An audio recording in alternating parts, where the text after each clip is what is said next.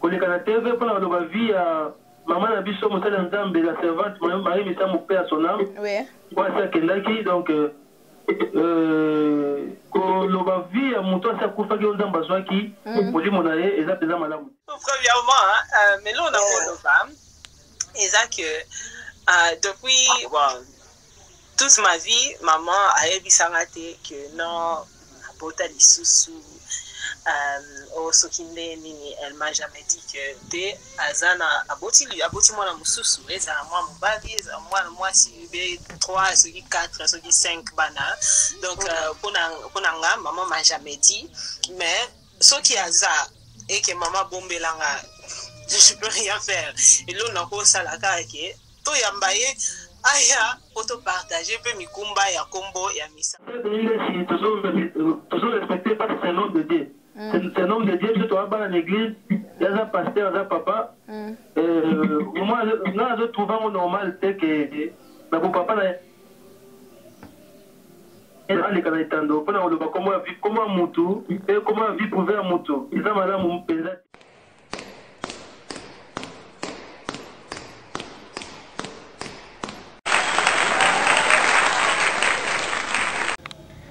Voilà, c'est votre émission qui commence déjà. Net Live avec moi Betty Massengou. Net Live, une émission pour vous, chers amis, ladies and gentlemen. Partout vous êtes, partout vous nous suivez, en tout cas une émission qui laisse ses portes ouvertes pour vous. Hein? Donc appelez-nous au numéro qui est affiché. Vous voulez entrer en contact en direct avec nous, avec moi Betty Massengou bien sûr.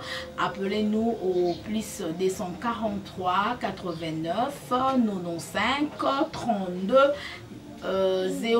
048 plus 240 3 89 95 32 048. C'est mon numéro personnel. Anytime I'm free, call me. Déjà nous sommes en direct dans cette émission. Voilà, salutations déjà à la joie de Pichouna Libre National, monté mes papa aimé depuis Paris. Salutations aussi à l'ingénieur Dave Moubama. Salutations à ma maman chérie, maman Cathy Bakissa. Bon dimanche à my daddy pasteur, le pasteur Olivier Témé, ainsi que à l'église Rehoboth. Voilà. Déjà, Net Live, il y a Lelo, ma découverte dans la biso. En tout cas, tout le bela, ma camozo le cana. Na network makamozo leka sur affaire mwana ya Marie Misamu, mwana ya sœur Marie Misamu oyo prophète Denis Lesi alobi que sœur Marie Misamu atika mwana abota na prophète na pasteur munene ya mboka na biso toyebi bien église ezalaka na limité. Alors Ruth Misamu peut a réagir par rapport ya ba propos oyo prophète Denis Lesi alobi. Alors tolinga bien avant de faire déjà téléphone parce que le téléphone est déjà ouvert. Beaucoup bien beaucoup en ligne, tous sur point de vue nabino par rapport à affaire moi ya Marie Misamu ya mobali lekia Ruth Misamu. Voilà toyo canon voice ndenge Ruth Misamu alobi apesi point de vue nae alobeli prophète Denis Lesi. Voilà.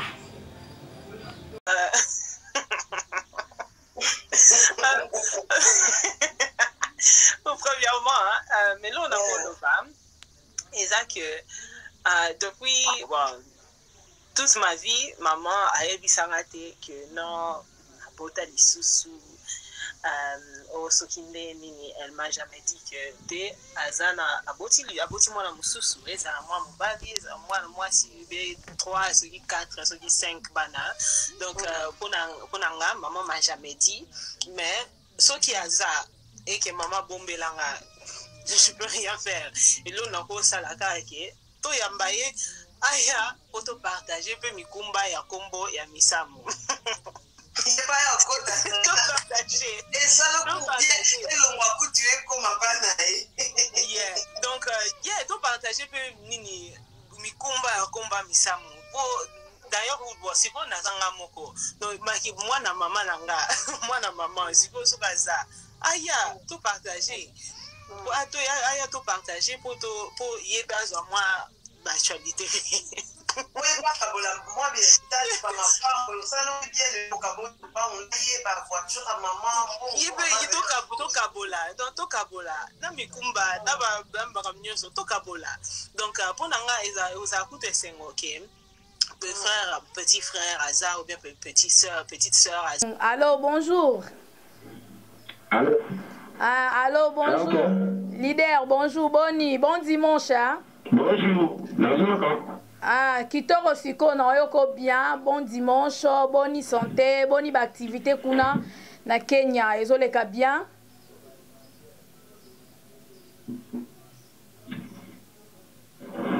Siko ezoleka bien. Oui, siko na yoko kitoko makasi. C'est bon, na yoko bien. OK. Ça va. Ozana Libanga TV, oui ça va. Ozana en direct à Libanga TV, na émission na biso net live, monde entier zoyoka yo. Bonne santé. En tout cas, merci vraiment à téléphone à Libanga TV. Oui. Talara chaîne oyo télé oyo batunyo so vraiment bazela batala po bayoka. Oui. Nini oyo koleka ya bien. En tout cas, na sepeli fort vraiment, na sepeli makasi panza na Kenya. Oui. Boni kasi kuna na Kenya, ba activité zoleka kitoko boulot ça marche. Ezoleka bien. Na Kenya ça va, na Kenya ça va, na Kenya toza bien, en tout cas ça va vraiment. Na ngolo ya hala subatala, en tout cas ça va vraiment ezoleka bien, Kenya toza ça va. Ok, alors intervention na yo, na sujet na biso ya lelo. Kitoko avec na studio, na ça album. Na cité déjà album na il y a 12 titres déjà na cité qui ont déjà na sala déjà clip moko. Ouais. Ya mo so na zo se préparer pour na ba ndenge na okitaki pour na ma promotion na ba clip pour single na sala. Voilà, l'idée ngala on se lokaso kitikin. To yambo pena émission mobimba vraiment awa na plateau surtout une émission na sala dimanche na Access Télévision et puis na ba émission na biso net na Libanga TV mais pour na sujet à lelo to lobela na émission affaire moi na ya Marie Misamu lekia Ruth Misamu des prophètes Denis les salobi yango na internet mikolo yo lobi ndenge nini point de vue no kokoza nini par rapport ya ba dire ya prophète Denis les.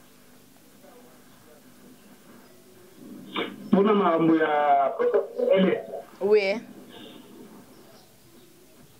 Allô? Oui, allô, oui. Olobi ndenge nini? Makamba solo ba wana eza ya solo to eza ya lokuta. Olobi na oti musique prophète Denis Lessi. Oui. Au moins net tu vois que na mon numéro de dérangement muté. Oui.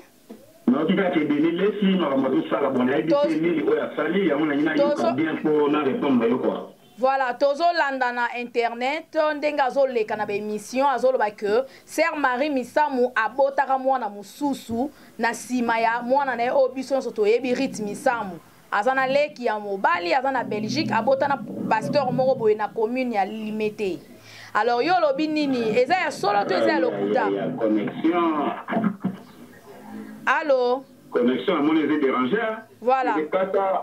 Voilà, merci en tout cas. Je pense que qu'on a biso azo kabiso bien te connexion et zo dérangé mais on n'a peu rien trop kendeka na émission boy. Donc to kendeka boy, to ebi que réseau Air Moko et Zalaralamo va perturbation nango. Voilà, quelqu'un vous fait.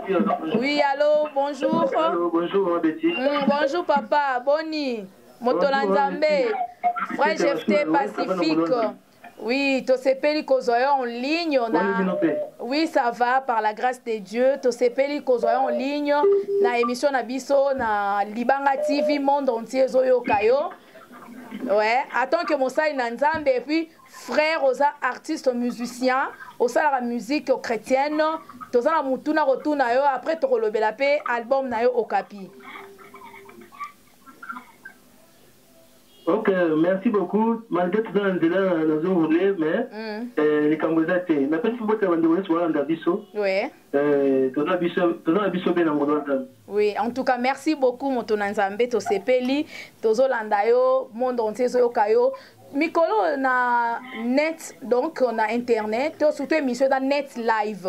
Tozoyoka prophète Denis Lesi a lobby que Sœur Marie Misamou Oyo yebi bien en tant que collègue na yebi pas ndobé ta musique ya Nzambe mais le lo azala suna bisoté moli monepe manakimia. Oui allô frère Jefté que abota mwana mususu. Allô.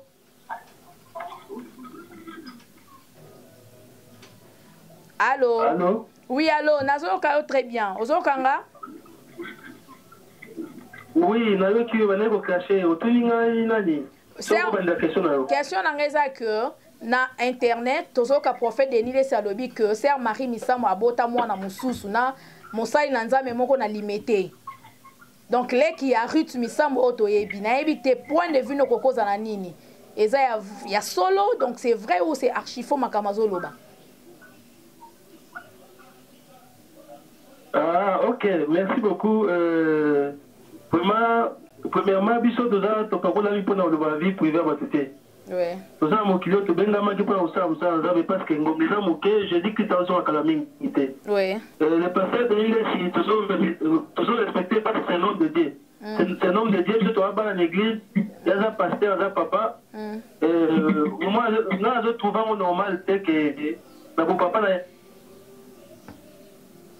ali kana itando pona oloba comment mutu et comment vie prouver à mutu eza malamu mpenza te koleka na TV pona oloba vie ya maman na biso mosala Nzambe la servante Marie Misamou paix à son âme ouais kwa sa kendaki donc koloba vie ya mutu asa kufaki Nzambe azwaki molimo na ye eza peza malamu te oui totuvango malamu te premièrement deuxièmement soki maman Marie Misamou azala na mwana aza na raison moko te ya kobomba mwana na ye. Oui. Alors, les hommes ont été parce que Waza Banaye, Azamouanaye, et formation là, dans moi, Moussou, on est allé, papa de l'Essie Moko. Oui. Donc, quant à nous, moi, ma Marie Misamou, la Kitabiso, on a fait la paix Moussa Zambello, et ça, les puissants. Oui. Moussou, on a, tu éviter. Tant Moussou, ce qui passe à moi, et ça appelle les Camboutés, parce que ça, Moutou. Moutou abotaka, Moutou abotamakape, abotaka, c'est un problème T. Mais moi, je ne pense pas à aucune information sur Marie Misamou Zakaramouane. Oui. Voilà. Merci beaucoup, Motonanzambe. Mais peut-être, Abane Kobomba, Eponde Toyoki, prophète Denis Alobi, que Abotana pasteur Moko Pe à église de réveil. Église dans la commune limitée. Bon, moi je pense que pasteur Denis, lui, il est loin pour nous Nzambe. Après qu'on a maté pour nous pasteur Moussa TV. Il y a pas qu'on a maquillé pour athée à Bisso Bandimi. On a gagné parce que Jésus a calamité. On ne trouve pas normal qu'un pasteur Waza ou un Oyo Mukilumbe respectaka. Avant dans les TV pour le pasteur Moussou Soda Boy. Et ça présente madame Mingité. Si ça verrait que ça a solo, il y a un pasteur Oyo Botaïna Moussa Moussou. Moussa le pasteur Zali Kosambe la pour bateau Waza faible.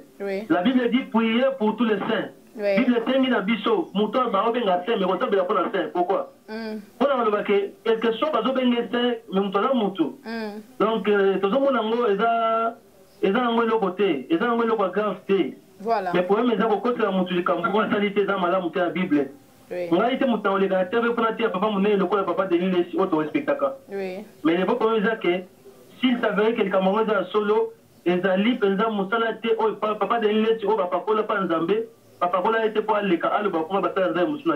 Voilà, merci beaucoup. Alors, frère Jefté, aux artistes musiciens, au comme à niveau nini ya album na yo au Capi, parce que tu as dit que vous allez dans studio. Ok, merci beaucoup. Album la biso au Capi, Kalamingité au Capi Zobima. Oui. To banal ko ça montage à clip moko de Silaki, to ça tournage à clip pour sous semaine yo. Oui. Je crois, dans un mois, beaucoup de gens qui ont écrit par les bosses banda, beaucoup de gens promotion, dans des ans au Cambela Bisso. Moi, dans mon capier, où même moi mingi, pe bananda me baso de la rouma mingi, lobi tozalaki na mixage ya nzembo mosusu yeso na lipenda je crois bomonaki baextrait nango tozalaki na mixage lobi mpe tobata mixage ya banzembo mosusu donc eza deux versions version moko eza internationale na version mosusu eza genre na biso ya Congo awa donc version mosusu eza genre moko international style moko international oyo nzambe soki alingi soki version internationale esili omeka kotambola mwa libanda mpona kosala baorganisation ya clip bakote mosusu. Voilà. Alors, on a 4 albums au Capi, featuring Eza. Allô? Featuring Eza.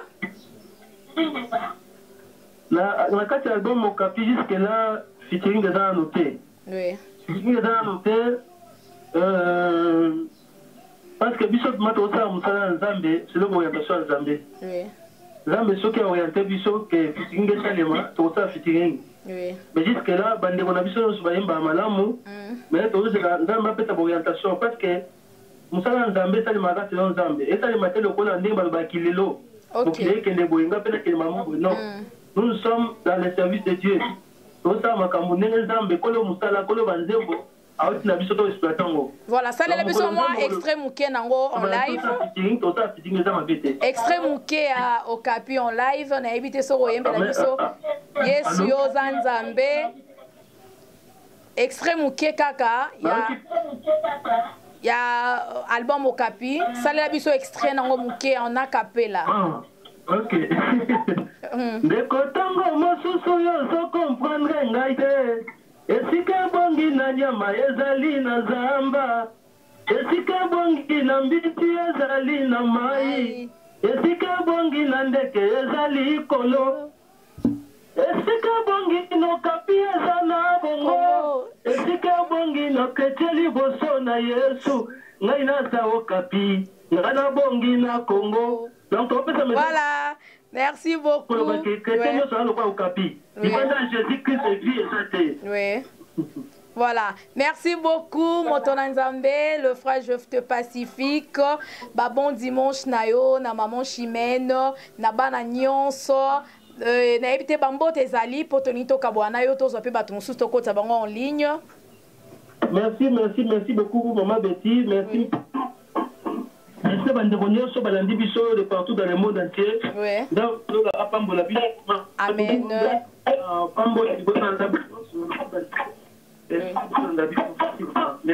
Merci. Bon dimanche. Hein? Bonne chance dans l'album au Capi. Merci. Voilà. Merci beaucoup. En tout cas, merci beaucoup. La technique a ce caprice, elle a aussi ses défauts, hein, comprenez. Donc, tous en ligne, en direct, dans Libanga TV. Abonnez-vous massivement, en tout cas. Merci beaucoup déjà au côté en ligne. Au peut prendre de vue par rapport à ma caméra. Affaire, moi, Naya, Mibalea, sœur Marie Misamou, Nekia, Ruth Misamou. Donc, voilà. Tolani batunde ba oloba on ezaki Motona Nzambe fois Jephte Pacifique oyo abeta album Cordon Rouge et puis azobimisa pe album Moussousou au Capi ezobima bientôt. Voilà. Quelqu'un au bout de fil. Voilà. Donc à lobby pona ye soki maman Marie Misamou abotaka mwana ezate que prophète Denis Lesi muto akoyebisa biso yango ye musala na ezali Atea liloba na Nzambe. On est à point de vue na ye. Les ateka loba vie privée à Batou. Allô? Voilà. Allô? Voilà.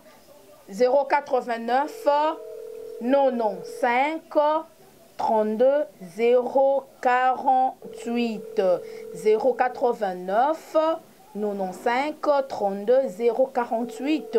Donc au bétina nous plus 243 aux code Nabiso Mboka 89 95 32 048. Donc soko bengi biso okokota en ligne, hein, donc voilà. Tozana bande kona biso bazolanda biso de partout et surtout na likambo tozolobela, hein, ndeko zolanda ngai. Est-ce que prophète Denis a raison to azana tort? Bande kona biso Tolo Blakapo, Toyoki Ruth Misamou Lobi Ango. Allô? Allô? Oui, allô, bonjour. Oui, obengi biso wapi? Oui. Voilà. Oui, ndeko na biso. Voilà, ndeko na biso depuis Kenya. Tozo kayo ndeko. Tozo kayo. Ok. Moi, comme on a eu général de Pouva. Oui. Général de Pouva, tapis rouge. Moi, je vais être combo à tapis rouge. Oui. Tapis rouge. Oui. Bonne santé. Bonne santé. Oui, général, tapis rouge, bonne santé. Santé, c'est bon? Alors? Bonne santé. Santé, na yo, ça va. Santé, ça va. Santé, ma pélastique, na nga mokete, donc pélastique, ma nyam, ma salara yo, donc ibanga TV. Cheno, ba tutu basé la batala, bayoka, ni oyo, ba posola, non, déjà bien. Bien déjà, donc il y a une chaîne, ba tutu basé la. Vraiment, merci beaucoup, Général Tapis Rouge et au monde entier qui te remarque. Alors, point de vue en tant qu'artiste, musicien, naebi que osana likambarolo bana makambo ezo le kana network ndenge prophète Denis Salobi que sœur Marie Misama botara mwana mususu ya mibale mais abombaye yo kokolo banini. On a dénilé. Oui. Banda sur moi question lobby que a salini oh. Oui, question ça boeto lobby en émission hein. Prophète Denis ça sali be émission na internet a lobby que sœur Marie Misamu abota mwana ya mibale ya mobali aza na Belgique abota ena pasteur ya munene pe mboka na biso église nezara na limité. Alors tolinto yo kayo eza ya solo makamazolo bato eza lokuta. Poto yoki mwana na ya mwasi alobi asali interview na partir à poto rythme Misama alobi soki ya solo que mama na ya botaka mwana ya koboya ten azaka ndeko na eti mais ye ala kisa bango mwana yango be amemela bango mwana wana donc amema na ba preuve mais siko ndenge avis na yo siko ezani point de vue na yo kama lobi ndenge mwana mususu Msuya ayebi msusu obi bango le kiri na bango le staff na ba pasteur nde bazala ba prophète ba rappel moi masona ba beta na donc si prophète Denis le Salobi ndenge wana bon ye ngana na zwaki déjà na mosali ya Nzambe donc akobuka lokuta te na monoko na ye soki alobi ndenge wana bon soki eza ya solo ndenge mwana ya sere na biso olobi ke amemela bango mwana wana pe aya na ba preuve wana oyo elakisaki azali mwana na bango amemela bango to ayebisa bango ke mwana na aza telle place aza boye aza place boye bokende botala ye bokomona ke wana aza ndeko na bino. Voilà, merci beaucoup. Oui, en tout cas na sepeli makasi merci. À part ça likambo lobeza lisusu disque robima kon osala biso ta mo loro moko sepeli saka bafana Libanga TV. Vraiment, en tout cas, na voyé que na bandeko nyonso oyo bazolanda Libanga TV. Ezali ngai ndeko na bango général de Pouva naza awa na Kenya. Nayebi ke moi masolo mingi tokosola ngo ntango vraiment ke tokosolama bien histoire na ngai na bandeli wapi ti nakoma na Kenya awa ti pe ke nasala album na ngai. Donc on a tout cela yango na oye saka bandeko bazela kalaté kama na novembre nde tokota novembre awa déjà barozwa date ya disque na bango ete dimanche onene po titre ya disque na nga ezali arc-en-ciel. Oui. Voilà. Album titre na nga ezali arc-en-ciel, eza na 12 titres. Donc na sali awa na Kenya. Ya na zone ngaso na kita kisasa pona relaxa ba œuvre na ngai oyo na sali na libanda mboka na ba melomane oyo ngai yo balingaka ngai bazozela ngai po bayoka ngai donc na koya ko présenter bango disque na ba novembre awa na kozala déjà wana na ki te bandeni ya kosala msu ke no na kotia date na émission na yo jour to sala msu na bikeno jour fulande na komi boye disque rebima jour fulande. Voilà, merci. Alors, ça, la biso à moi, à Capella Mouki, car il s'est payé ça, fan de Libanga TV avec Betty Massé. Ouais. Voilà. Dans la Libanga TV. Danger. C'est yo,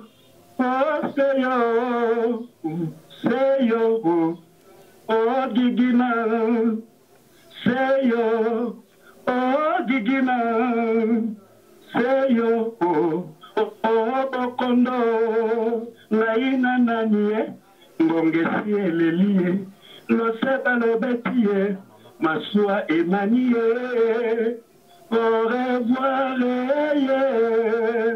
devoir na yo moko nasima oti kalie nana boko tala nasili koyeba lokola na keyi oti kalina nanie likama lizalie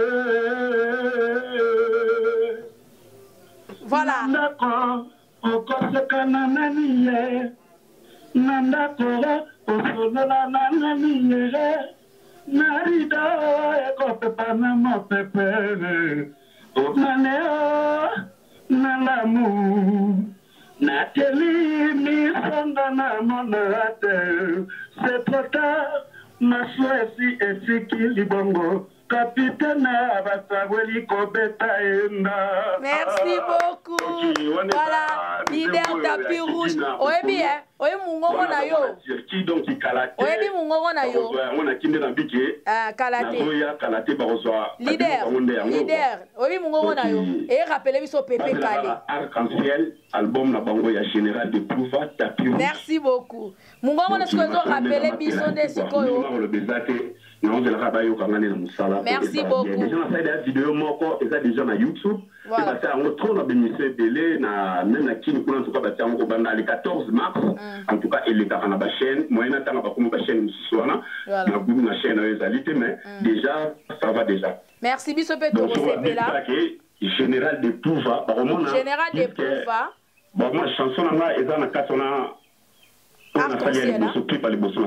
Merci. Mais est-ce que mon nous a rappelé biso Pepe Kale? Père son âme. Olobi? Mungongo na yo zo rappelé biso ce que Pepe Kale. Bon, moni ngai ndenge na zawana na travailler mingi. Voilà.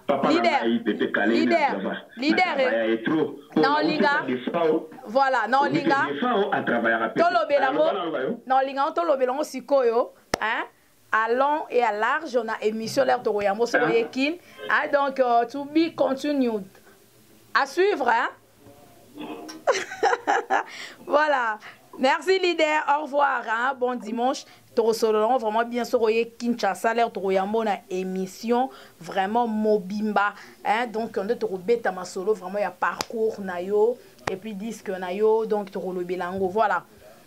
Nous continuons notre émission, chers amis.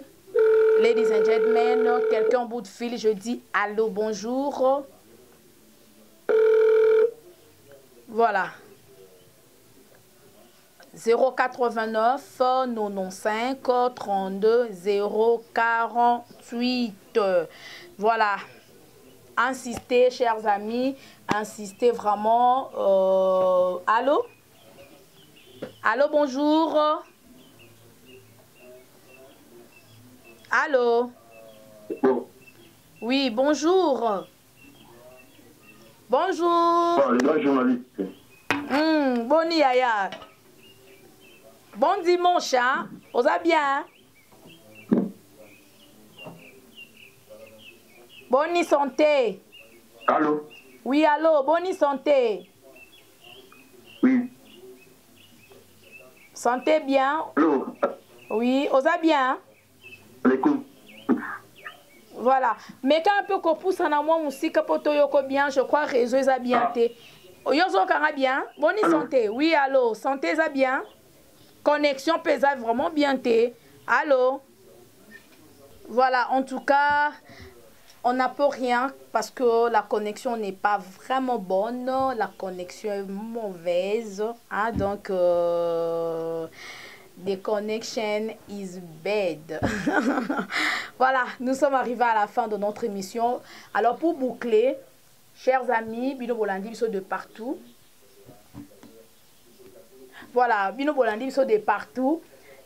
Pour le sujet à l'élo. Prophète Denis Lessi, Oyo, qui je pense, hein, ndenge batwa réagir, ba pèse point de vue na bango, rythme ça mopé à pèse point de vue na e.